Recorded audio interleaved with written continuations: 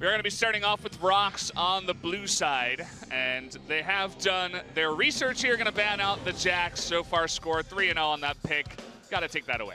Banning away the Ultra Comfort, like you say, Valdez. Speaking of comfort, Linderang has been drawing a lot of Vladimir bans, and in general, we've seen Vladimir banned almost exclusively in the second half of Week 3. So one of the big adaptations does mean that Gnar priority and also Gangplank priority will go up, so we'll see how that tracks out.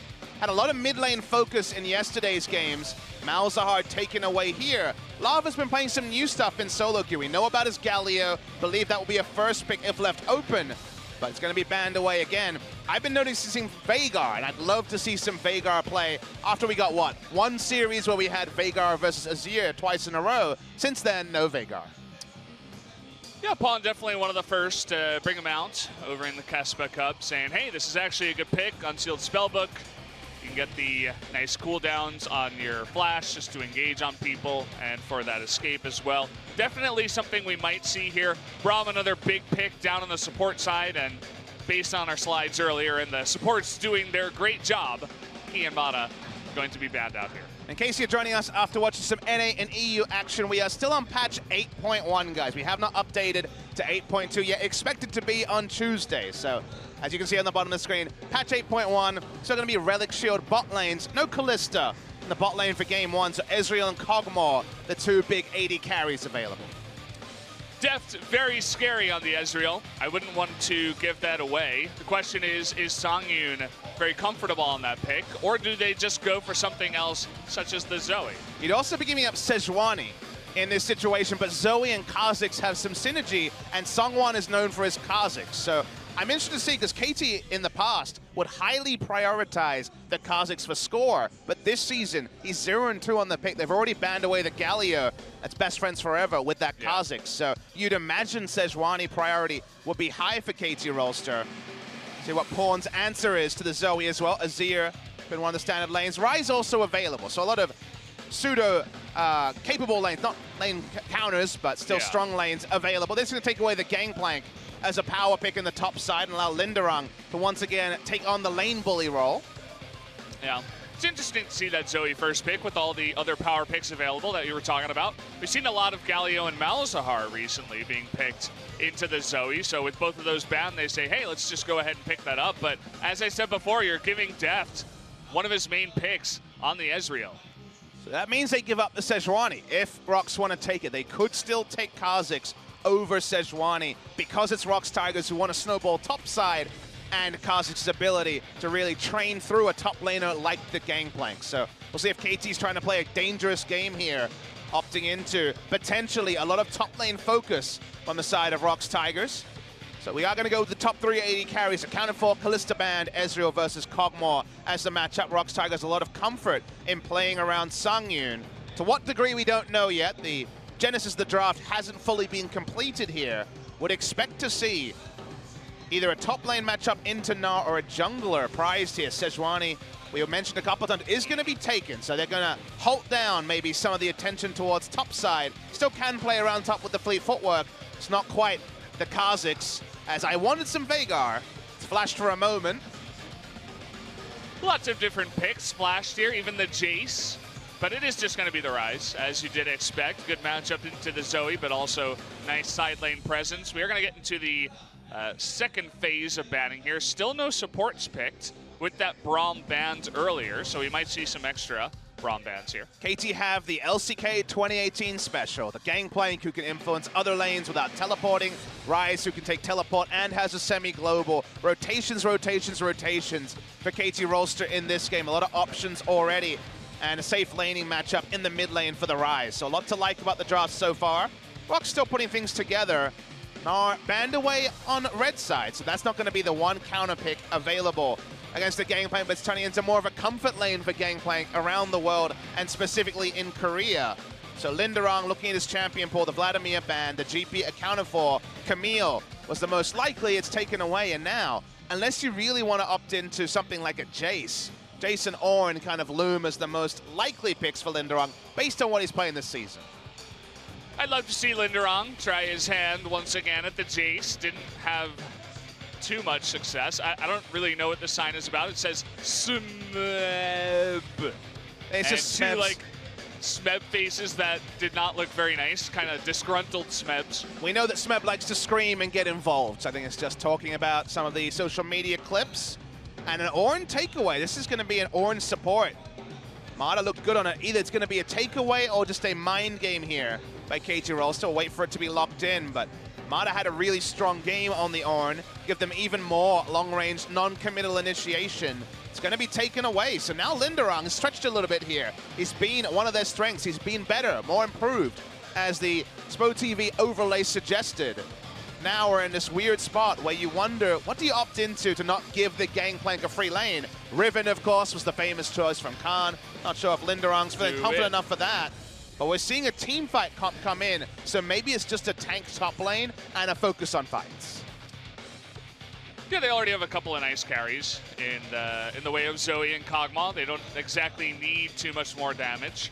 They have the burst damage with the Zoe, the sustained damage with the Kog'Maw, so if you can protect him, would be a nice job. But seems like Linderung might want to play for lane here, try to dominate the Gangplank up in the top side. Let's see if they actually lock in the Jace. There it is. We are going to have Linderung on Jace once again. Because they have Taric, their options around Baron increase. Sejuani and or Taric can be tanking it, so they feel confident enough to pick for lane against KT Rolster. But definitely if ROX have the Jace fall behind, they'll be in struggle street, and then you see KT Rolster, who have scaling, strong long-range initiation. They have so many options here. The only potential weakness is if we see a lot of front foot play around the enemy red side jungle, try to counter jungle score. Counter jungling as Zac was kind of perfected to an art by both SKT and Longzhu as we got to the end of summer 2017. So we'll see if they can make score accountable. If I see a safe farming phase for KT Rolster, how can you look past such a power draft in Korea? Very, very true. While you were talking, I was taking a look at the coaches. The ROX Tiger coach is just non-stop talking, and he was doing a lot of arm movements, such as, you know, try to stick together as a team, stuff like that. And seems like he's very passionate in the booth. Having a leader like that would be very nice for one of these teams that's trying to get off the ground once again. Whereas KT Rolster's always seemed a bit about player power. They have so many voices, so many veterans on the lineup. Looking strong, but these drafts are very interesting. There's definitely a way to win with the ROX Tigers comp. Their siege is incredible. Jace and Zoe poking, and so Kog'Maw good. can help with the siege as well. Getting through to that phase and avoiding the map play. If KT get the first turret with the Gangplank, the Rise, all the headaches that can be posed, if the Zac is leaping out of vision, you really do shudder to think of how a siege comp will go against KT Rolsters. But if they can get ahead with good lanes, they do have options to try to snowball the game. Yeah, you were talking about that engage, not just the Zac, but also Mata on the Ornn. He looked so good on that the first time he played it. And yeah, it's still not nerfed on this patch, 8.1. Still very, very low cooldown on his ultimate, especially late game. So definitely look for some of those kinds of engages. Undertime, let's get into it. One more day of 8.1, one more day of full power Ornn. I'm expecting a lot of ults. Yeah, let's do it, Papa. We're going to jump into game number 1. The countdown has started. ROX Tigers versus KT Rolster on the Rift.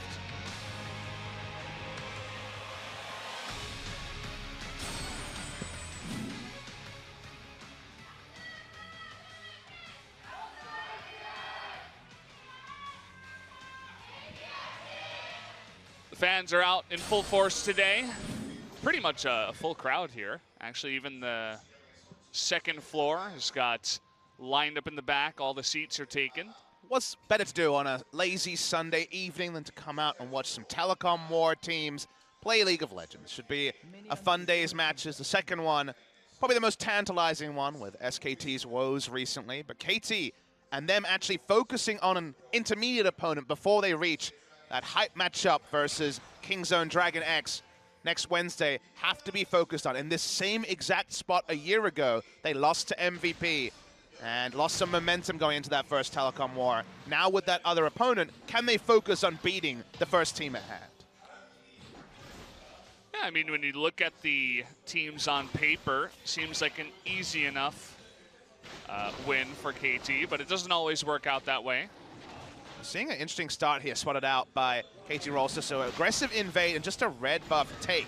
This might actually force vertical jungling. That's a really big benefit for Jace, because if he knows that Zach can't play topside, he can do whatever he wants. He doesn't have to respect Zach coming from any sort of brush, where Zach might be able to make the Cog more accountable on the bot side. So that's the way this is going to go with this sort of start, and when it's spotted out, there's no reason for Zach to go and contest his top camps. He's Zach, he uses his escape to initiate and clear the jungle, so he doesn't want to fight and skirmish early, so it makes sense for them to surrender extra control and make Smeb's life a little bit harder. Yeah.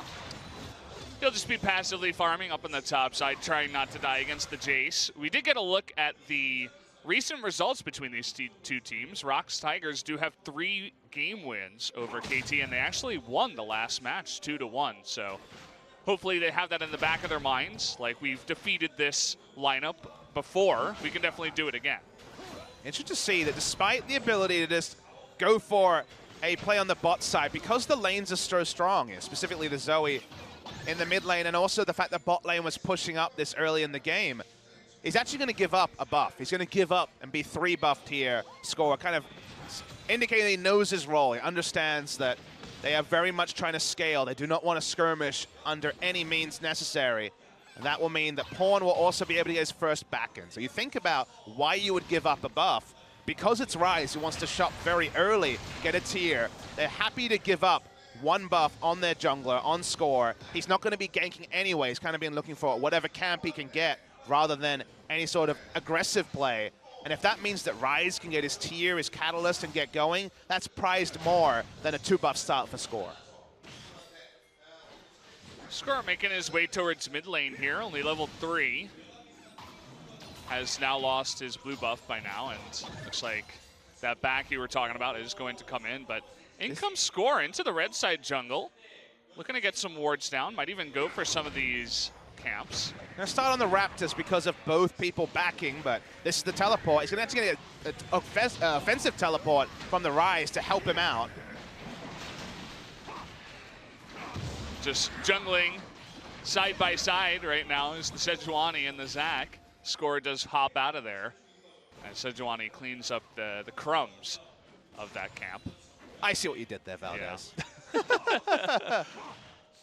Score going to get level 4 from the Scuttle Crab, so we can tell he's about to camp behind his opponent, Songwon, which is fine. That it's just lanes finding the best back time and the most safety possible is what's prized. I want to talk also about the starting item from Smeb here. You notice Relic Shield. There's a bit of Relic Shield on patch 8.2 on top lane Gangplank as well, but for different reasons. We're still on 8.1s. There's still the Quest Shield. The theory here is that the only kind of trading you're going to be doing is Parlay. Parlay does actually get 10 gold. You get the Bandit effect from the Parlay. It's also a bit of health as well. So he'll get the shield eventually. When his jungler comes, he'll help clear. But in lane, he certainly knows his role. He's certainly going to be dictated to by Linderer. You can see already a small CS lead up on the top side. Not really anything to be like, whoa, that's way too much. But he's holding his own up on the top side with the Relic Shield you were talking about. Picks up the Sheen. Going back in the lane, can spam those parleys a little bit more.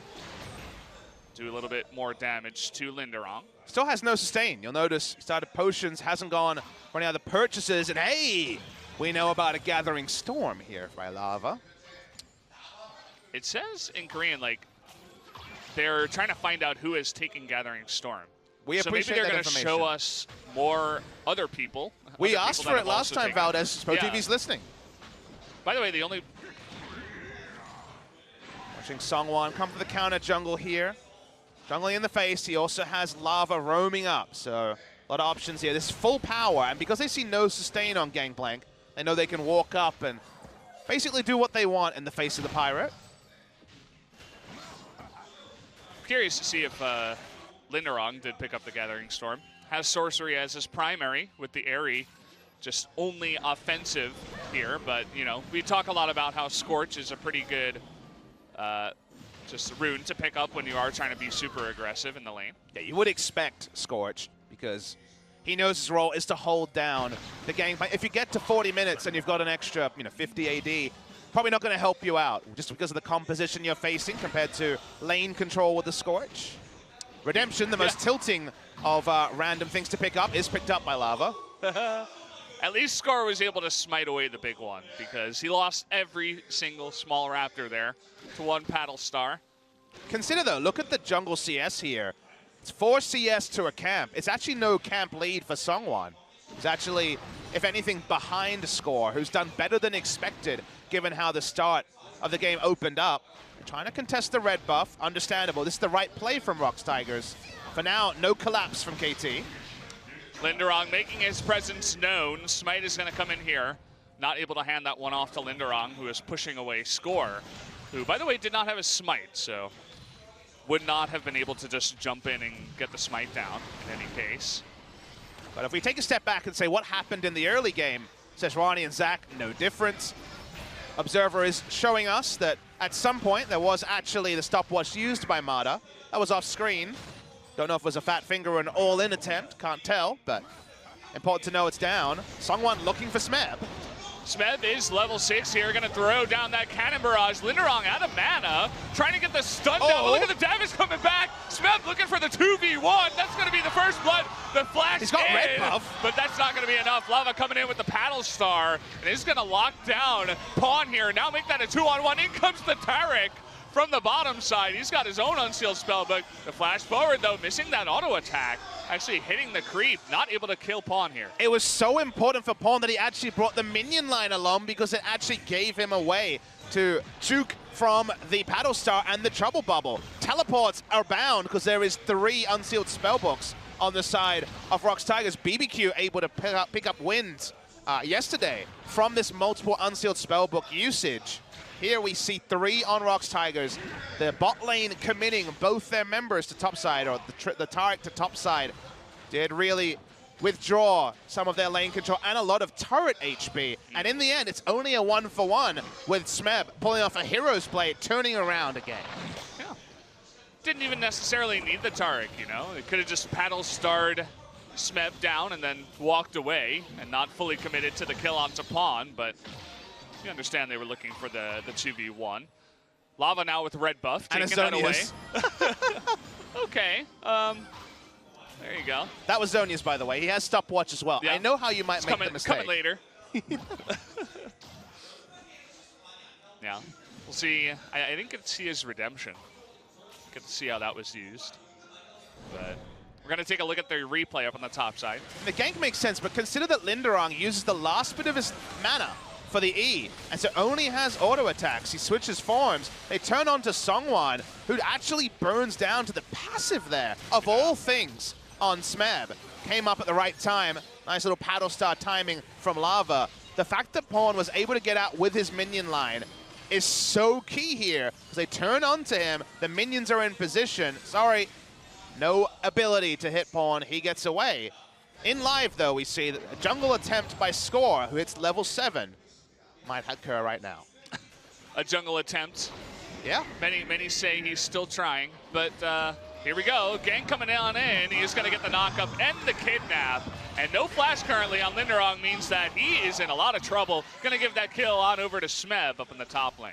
Them getting top lane control, the river control of the control ward, and just in general, having first rotation through the river should not happen against Jace, Zoe, and Sejuani, given how this game started. That was the area that ROX Tigers are trying to focus on. That's where I said they would be strongest. The fact that their strength is being turned into a weakness by KT Rolster, and with the scaling advantage to KT, definitely concerning.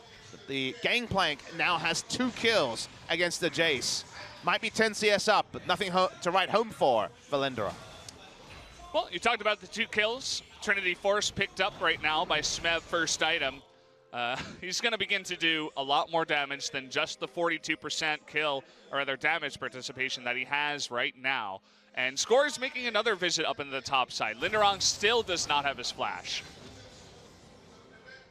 He has to actually stay quite far away, otherwise Smeb will give relic shield stacks to him, which is always an amusing way to give up your jungler location. He's in also, a ward now. Yeah, sitting on a ward, so Linderong knows about it. The enemy team knows about it. Something to remember if you're lane ganking for your relic shield top laner is that, yes, you're very likely to be given away by a CS. Again, we have seen this with the new quest systems, just for the ability to get the Sightstone effect, to get the wards. And because of the lower cost, 500 on the quest rather than the 750, but we're still in quest shield territory. How about a turret dive? They don't even need to dive. I mean, you have Score and Smeb coming up here. Rise just shows himself on the Scuttle Crab, and he's like, okay, I didn't give up too much lane pressure, and we might even get the first blood turret here that gets very low up on the top side. Very, very infrequently do you see a Jace in an item disadvantage to a Gangplank. Things have definitely snowballed insanely for the side of KT on the top side's bot side. We got a knock up here, looking to turn it around with Cosmic Radiance, but can't really expect too much action in the bottom side. I saw 2 support ultimates. I was ready to get excited, but yeah, not to be this time. It's kind of like Ezreal, where they just throw it out. They're like, oh, you might as well use this. We'll just regen our mana anyway. See what happens. Sungwon's trying to make a contest on the 3rd red. Score still hasn't been able to pick up a red. It's level 8 to the level 7 of Sungwon. We are going to have the ultimate forced on in here, but he's going to bring him on into that turret, and here comes Pawn. Going to be able to Realm Warp on in. Can they get the damage down to kill this tanky guy? It is going to go down. Even Smeb making his way. And the true shot barrage from bottom lane going a little bit too deep there was Sungwon. And that completes the game plan from ROX going horribly wrong. They started off smartly, but ever since Gangplank was able to turn around 2 kills, and now the jungler gives up a kill, things have gone from bad to worse for ROX Tigers. Whatever they considered in Champ Select, whatever their coach told them to do this game, no longer is it going to be a viable strategy with how strong KT are in an accelerated fashion. Linderong just having a terror lane after the Trinity Force Gangplank up on the top side. Pawn, nice little roam on over. I wouldn't even call it a roam. It was just Sungwon getting super deep, almost under the 2nd mid lane turret, trying to go for that kill. And maybe just trying to force a little bit of desperation. And it was unnecessary because you could understand the play if Score actually had his passive down, but his passive was up. So I'm not really sure what they thought they'd be claiming apart from clearing away his passive. Not enough damage on the Sejuani to kill him through that. So very bizarre choice. Heavily punished first Linderong, then Sungwon. Top side in disarray. Is going to see the replay here. Again, the red buff contest is fine. The smite does come through from Score, but Sungwon invests the ultimate and then gets kidnapped because he spends too much time before he actually tries to disengage. Very easy for Pawn to walk up level 1 on the Realm Warp. Still enough of a jump to be able to take him down. Kind of a comedy of errors from the ROX Tigers puts them in a deep hole, and they also have all these unsealed spellbooks that for now, if they're not used for playmaking, don't really have any consequence either. Yeah. Had the Paddle Star hit, I think there might have been a bigger case to make for them to go for that kill, but it missed. But either way, we're going to have another shot here at killing this Zac. Paddle Star hits this time afterwards, but is it enough? He has the Proto Belt, but does not commit to going in onto Score anymore. Still trying to battle ward his top lane. Yeah, we got another fight here. Lots of damage coming out from the Cannon Barrage. And he's even gonna flash here. One more parlay will do it. Oh. He can't quite get in range. He's so close. Here comes Bondo from the mid lane. And down he will go. Realm Warp, he had just a level 11. There's that level 2 Realm Warp we were talking about. And they pick up another kill. This is the KR Fiesta we wanted with KT Rolster styling, even with the scaling advantage, even though things will get better for KT Rolster as the game goes on. The early game has also been their friend as Ornold. Oh. Deft isn't missing his skill shots right now. Look at the damage even coming out from the Ornn. Stopwatch coming in though, and a TP, and Sejuani making their way into the lane. Zac followed up from behind. A little bit more damage will do it here onto the Ornn. And Zhongyun actually does dodge, but is going to get knocked his head together with one of the creeps in the end. So far a 1-for-1, but Smeb making his way down with Pawn means this turret should go down. Yeah, the secondary objective of the turret that can turn onto the Mountain Drake as well. KT Rolster 5,000 gold ahead with a Rise Gangplank draft. Ooh. Massively ahead. So good. Yeah, we're only 16 minutes into the game, Papa. It's not very often you see a gold lead like this at this point in the game. And we very rarely get 7 kills in 16 minutes, so yeah. We appreciate the bounty of fun that KT Rolster have brought us here. It's funny, poking around. Whenever you cast with Achilleos, it's like the longest games of all time, and then you come to SPO and we get like these clown fiestas, all the action in the world, quick days. They like you over here, Papa. We're just trying to set up a viewer profile. If you want the long thought-out thinkers, the art house movies, you go to OGN. If you want Pirates of the Caribbean, have we got a couple of days of League of Legends for you? Well, We know it gets more viewers in the real world, but we'll see in the future here. Pawn trying to get some more damage down here onto Linderong. One more rotation, but Seongwon, his big buddy, his big brother, comes on in, blocks for him. Def pushing up 3 turrets in this game when you're against a Jace comp. 3-0 would be insanity, but we're fast approaching it. Def continues to find it very difficult to miss his Mystic shots. Although he just went right through the goalpost there on the Raptors somehow. KT continue to push up. If you look at the mini-map, they've had control of the top side for a while. Very defensive wards from ROX Tigers. They still have Sungyun on the Kog'Maw, so while the scaling seems better for KT Rolls, they have more options. Kog'Maw can still do some nasty things as the game goes on. At 1 item, though, he's going to need a very extended fight as mid lane. Here's the Forge God coming on in, but he gets stunned and can't pong it back. So they will not have the full engage they were looking for. Smeb now trying to lay down a cannon barrage and some barrels. He's going to hit down the key there underneath the turret. In comes Score now, and even the Realm Warp trying to go for the kidnap, but Lava does have his stopwatch still. Gonna get the sleep onto Ornn here, but does dodge it with his W. That's still available on this patch. We can just about breathe, Valdez, but KT Rolster are playing like they have a 7 p.m. appointment with how fast and loose they're playing this early game. Gold lead has now grown around 6,000. Deft happy to poke in the mid lane, even though one Paddle Star will probably kill him at this point. It's against Morellonomicon and also the Haunting Guys coming through from Lava, who's no joke. He's the only person who you can kind of give the pass mark for the early game. Yeah. Rest of his team been wayward. You can see Deft, he never lets up. He's so annoying. The worst kind of Ezreal to deal with. Even trying to get in there, but not quite close enough. Does sail wide. KT getting to work on the Rift Herald at the same time as pushing mid. Def now at full health. Still going to go back anyway. Got the Rift Herald, they can use it in mid lane and one charge will take down the turret, or they can hold on to it to try to make this a very, very long map at 19 minutes into the game. Gangplank is up in CS on a Jace by 15. That's pretty awful for the Jace. Seeing a replay of the turret dive. Once again, Seongwon tries to come in with the ultimate. Last 3 have all gone a bit wide in one way or the other. Smeb uses his ult, waits for the barrel. No one is ranged, so they can't actually kill the barrels under the turret. So they're able to clean up Taric, and then Score decides, let's keep going. Yeah, nice timing there on the stopwatch by Lava. He's had a pretty good game on the Zoe, all things considered. His team around him isn't really having the most fun game. He's sitting at 2-0. And going for that just straight damage route. No Frost Queen's claim. No BS for this Zoe. Definitely one way to approach this. Meanwhile, Pawn has gone very heavy on magic resist. He has gone for the I want to disregard being initiated on by the Sejuani and the Zoe, and potentially the on-hit Kog'Maw as well, with Banshee Veil already complete, way before something like a Seraph's Embrace. He now has 175 MR at 20 minutes. Good luck doing damage to him. He's not doing all that much damage himself. Does have a bit of the AP from the Banshee Veil, but not as much as he could potentially have.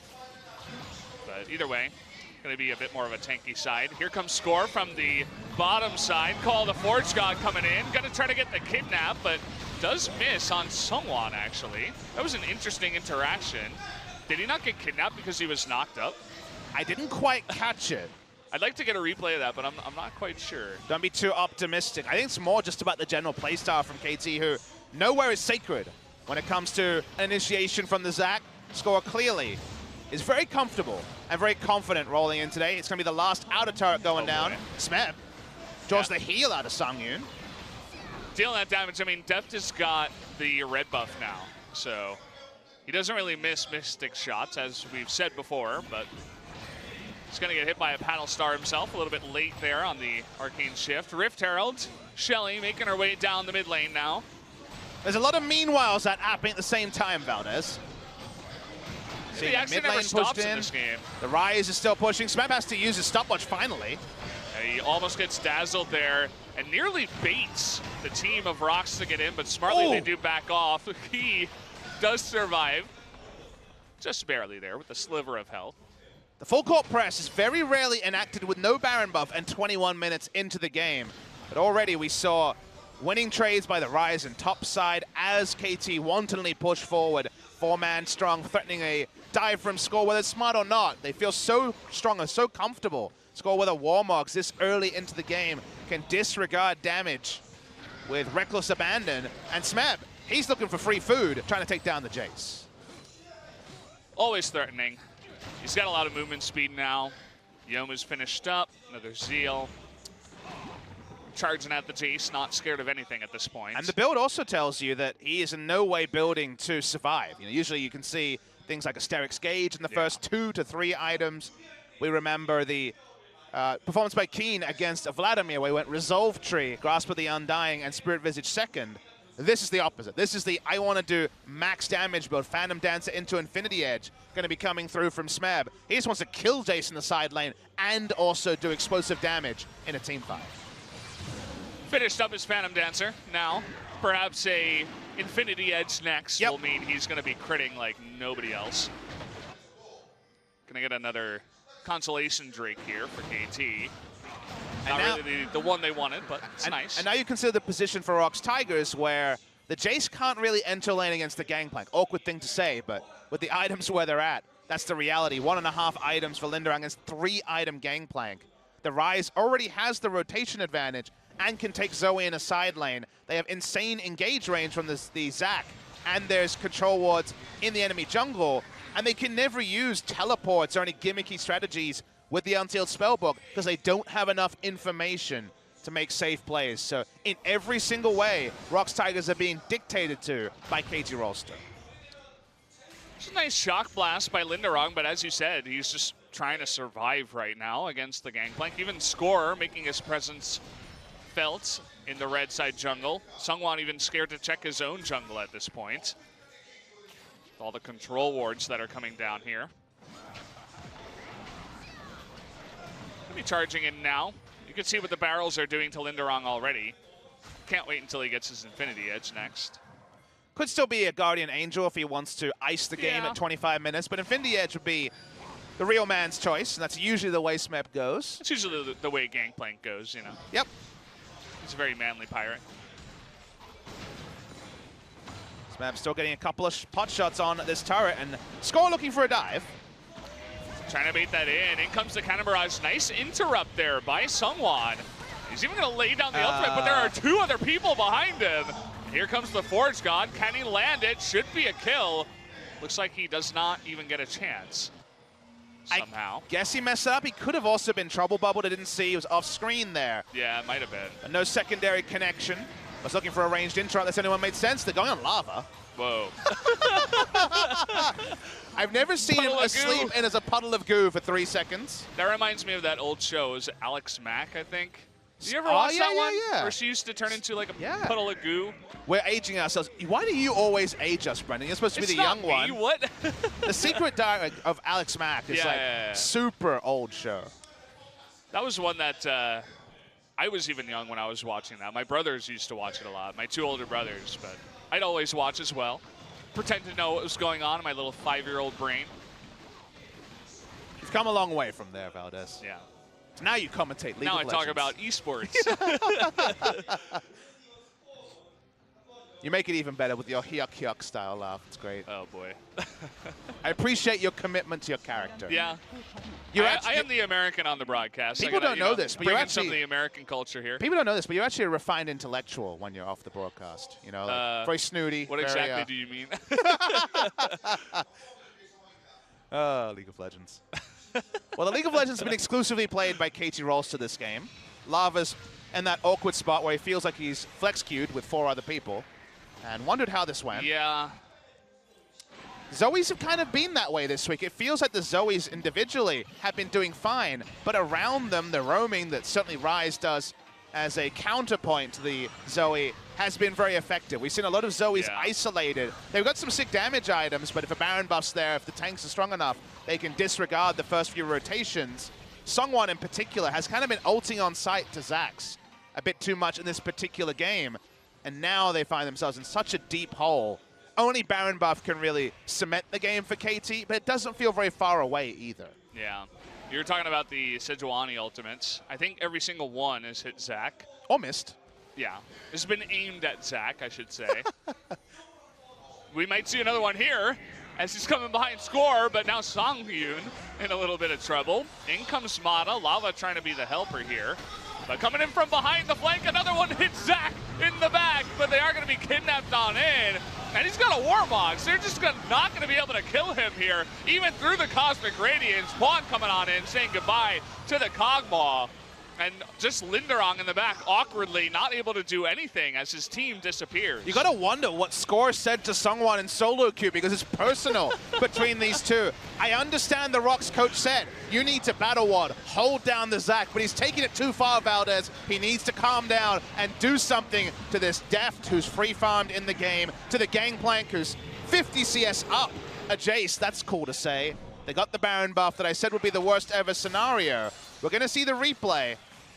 Score starts to fall low, but he was ulted at full health because that's just the way that the ROX Tigers roll. Mata having a nice performance on the Ornn this time around. Gets the double knockup onto the bottom lane. And then just a lot of cleaning up here from our favorite Fiesta on the Sunday morning. Sunday morning. It's an esports morning, Valdez. Yeah. You know it's true. We started at 5. It was a little bit early. I remember when I first started casting LCK. Like, 5? Really? And a lot of people come into chats or respond to when we talk about this stuff, and they're like, what are you talking about? I have to wake up at 7:30. Yeah. And while I lived that life, you know, I had a career before I was a caster, and I understand that pain. We also finish at, you know, 12, 1 a.m. So, you know, we're just living different lives. Not here at Spo TV. That's true. At least. The 10 p.m. dream is real. Yeah. 10 p.m. is a very common occurrence in this studio. We've had like 11 p.m. night. Maybe it's the area we're in, because of course we're in Gangnam here, which is a very vibrant city, whereas Sangam is, you know, a lot of different media companies. It's a lot more buttoned up. So maybe the players come here and just get excited, want to go and sample the nightlife, and also just get on the Rift and press all their buttons. Ooh, Linderong. Score definitely wants to press all his buttons. Yeah, he's getting a lot of buttons pressed here, as they do go a little bit too far onto Linderong that time around, but it's really just about the poke. You were talking about the poke on the side of ROX, but KT making it look like they're the team with the poke comp. It's just because they're so far ahead. I mean, Score is playing Zac like a poke champion this game. Every time they're under a turret, he just dives in, wants to do 500 damage, wants the highest DPM Zac performance of all time. Yeah, he's at full health again. Warmogs low. Just Zac things. Sungwon has his Warmogs at this point as well. Smeb has now split pushed an inhibitor turret. They don't have an inhibitor yet, but Rise bringing in the minion wave on bot side. Look at that. Okay, they're gonna do a nice bit of damage here. They might even get his passive. Oh man, will it happen? It might not happen. Okay, finally it happened. By the way, Kog'Maw died at the same time down underneath the turret. TP's gonna come in, Score is totally fine, and ROX just floundering around, looking for a kill, whatever they can get at this point. Valdez, 4 people ran at a Zac while their Kog'Maw was assassinated. That's not how you play a Kog'Maw comp. I don't even know what's happening anymore in this game. ROX, I mean, they go 0-2 to King's Zone, having a little bit of trouble. Oh, the Zoe gets another kill, though. That's nice. And Deft is the one that does go down, funnily enough. I think the Zoe's sitting at 3-0 at this point. Just sitting here in the solo queue, not happy about her teammates at the moment. This has been a really dumb game. 3-1. Yeah, it has. But it's fun, you know. Is this good practice for Katie Rolster for King's Zone? I'd say definitely no.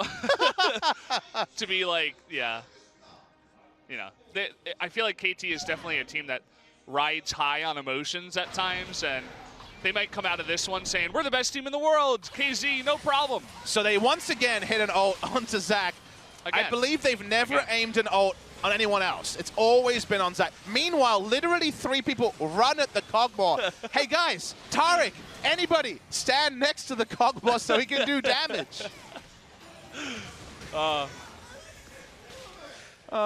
things being said, it's been a fun game so far to cast. This has been enjoyable so far.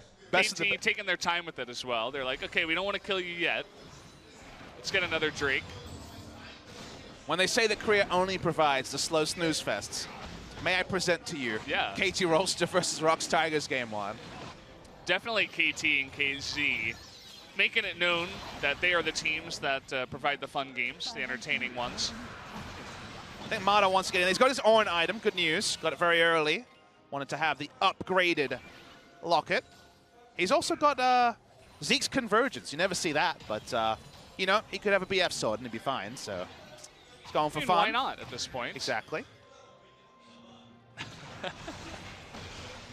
It's a lot of damage there. It's really just a competition between Gangplank and Ezreal at this point.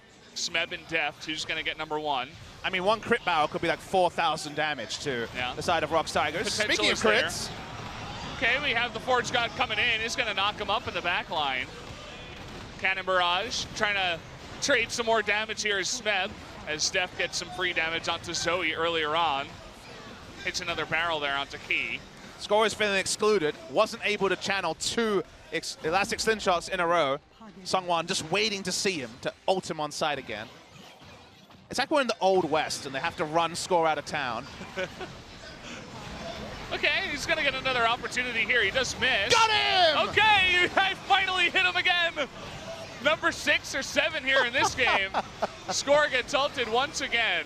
This is unbelievable. What is this? I don't even know what's happening anymore. This is League of Legends, Valdez. This is life or death. Ooh. It's death. Smeb and Pawn, the 1-2 punch onto that poor Taric. Didn't do much in this one, but look at this. They're just trying to get as much damage as possible. They don't even want to end the game here. Mata wants to get into the fun, as does Score. The double knock up here into the kidnap. Don't end the game, they say. But finally it does end. 16-3, 33 minutes in. And definitely a clown fiesta. Fun one there for KT. Just totally wiped the floor with ROX tonight. If you told me this was an exhibition match for sponsor reasons, I would believe you, Valdez. Did not feel like high-level LCK competition. But KT Rolster can only play to the level of their opponents, and ROX Tigers, after a strong start to the season, they lost to Afrika, Heartbreaker, lost to Kingzone one-sided. Their mentality coming in here seemed very questionable. The draft certainly was a smart one. They could definitely win around topside. If you gave Kingzone ROX Tigers draft, you know what they would do. But instead, ROX Tigers made some mistakes. And then from the mid-game onwards, I have no expert analysis to talk about why Sungwon hit every ultimate on Zac or slightly missed Zac. He was always aiming for Zac. Meanwhile, Sungyun is wondering how everyone, including his Taric, was chasing after the Zac bloblets. Really got to kill that tank while your Kog'Maw dies. Yeah, to be fair, he even seemed like he was locked in the hellish solo queue. His entire team just running away from him as they try to play the Kog'Maw comp. There's not much he can do. I mean, he's trying to defend the turret as his team runs away. So he's going to die. Video games can be fun, Valdez. That's what we're learning here. That they can. KT Rolster coach still has stuff to stay. The coach on the left did not look too happy, funnily enough. And the winner of the damage duel was Ezreal. Deft does take the victory over Smeb in the top lane. And usually when we see Gangplank and Zac, you expect a slight gold lead for ROX Tigers. Lanes they can win around a first brick. No, they didn't get a turret. They got one at one point in this game, but no other ones. 11-1 was the tower score. No gold lead ever. They were actually behind the entire game as Zac was able to keep up in camps even if he was 3-buffed to start off. And then Gangplank started solo killing the Jace, and you're like, uh-oh. And it only got worse from there for ROX Tigers. A fun game, like you say, 33 minutes of bliss for people who like sick outplays and diving into turrets, but not a great one for ROX Tigers. We can hopefully get another game like that here for game number 2. We're going to go to a quick commercial break. We'll be right back.